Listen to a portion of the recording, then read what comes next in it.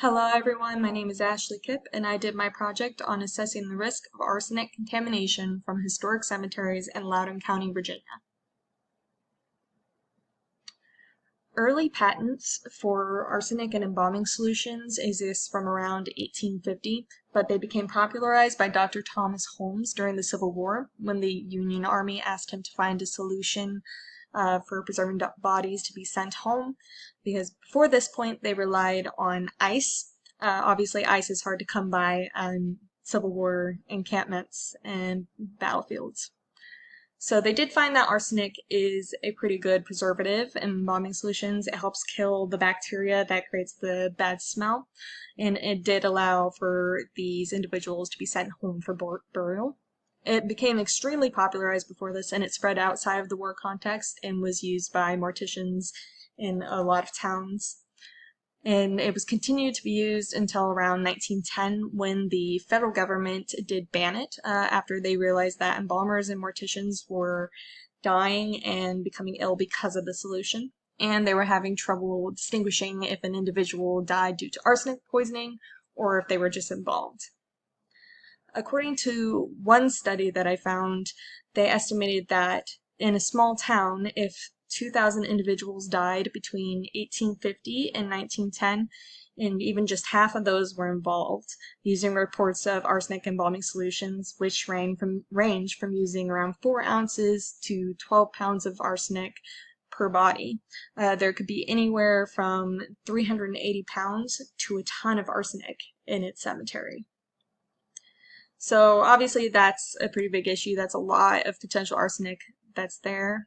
And arsenic does not break down or degrade into a harmless byproduct naturally.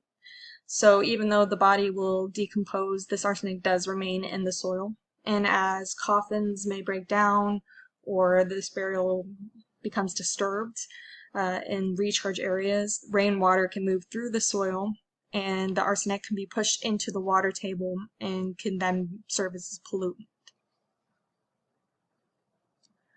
For my study area, I chose Loudoun County, Virginia. That's in northern Virginia, just west of Washington, D.C. There are 113 cemeteries with burials from that time period of 1850 to 1910, and only 20% of Loudoun County residents rely on groundwater. But if you think of it this way, there are 15,000 individual domestic groundwater wells in that county. Here I have a map showing an even distribution of these cemeteries within that date range. And if you click on one of these, you can see some information about that.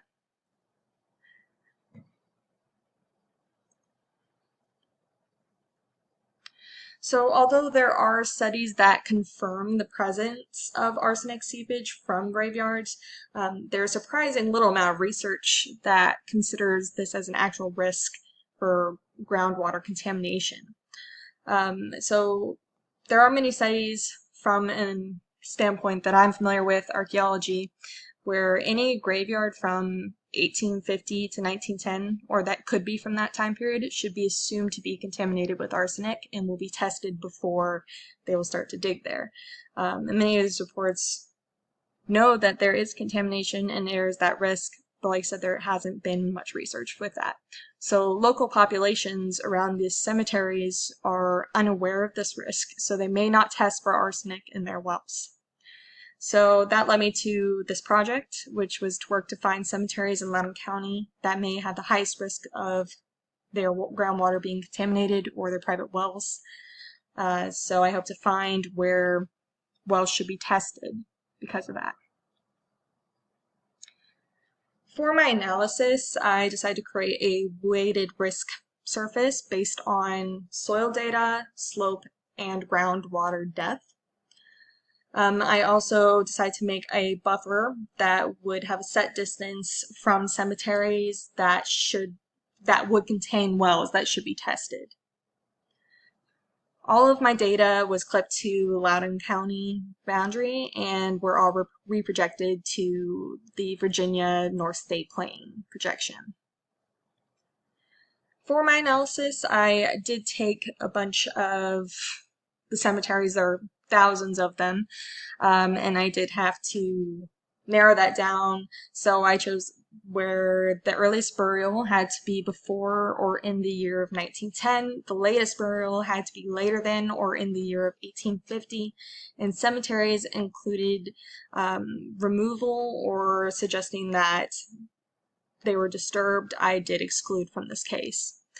Also from these 15,000 wells, I did limit it to only active wells and only wells that were for community use. For my slope, I downloaded two third arcsecond digital elevation models from USGS National Map that I did mosaic together, and from there I performed the slope analysis. This then had to be reclassified into 4 classes, which I used natural breaks for. For this, I indicated that steeper slopes were given the highest value because they presented a risk for a higher groundwater velocity, and that might loosen the soil. So for that, the steeper slope is more risk. Soil data I gathered from the USDA Web Soil Survey, and I reclassified that by soil drainage ability based on the information provided by Web Soil Survey about the types of soil. The highest risk values were assigned to soils that had high drainage ability because I believe this could cause arsenic to be easily spread through the soil into the groundwater. And finally, I had to create a groundwater depth raster.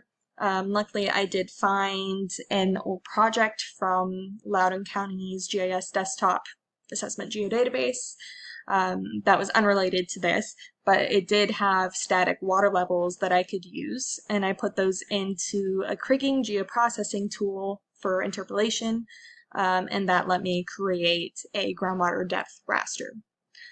Those results were reclassified where the least depth to static water level indicated the most risk. This is because obviously those water levels are closer to the grave shafts, so any fluctuation could lead to groundwater even penetrating the grave shaft or arsenic having to travel less through the ground to hit groundwater. After that, those were reclassified rasters were put into the weighted sum tool. I had the groundwater levels having the most weight, soil drainage had the second most weight, and slope the least weight to create my res map. These are the results of that, of my reclassification. So this is my slope. Slopes with a value of 3 or steeper, so those are the red ones you can see here along the mountain ranges. This was the soil drainage ability. You see the well-drained soils are that lighter color, so that's actually pretty common, especially in the western side of the county. And my county groundwater depth, 3 is the least depth there, so that lightest color. There are not too many areas where it's that close to the surface, but it is still pretty evenly spread across Loudoun County. Additionally, I used a buffer of 250 meters or 820 feet to put around the cemeteries. I chose this by comparing required setback values for cemeteries from drinking water sources from various countries. In the US, there was a relatively short distance, but they didn't really have any reasoning for that or studies to back up that decision.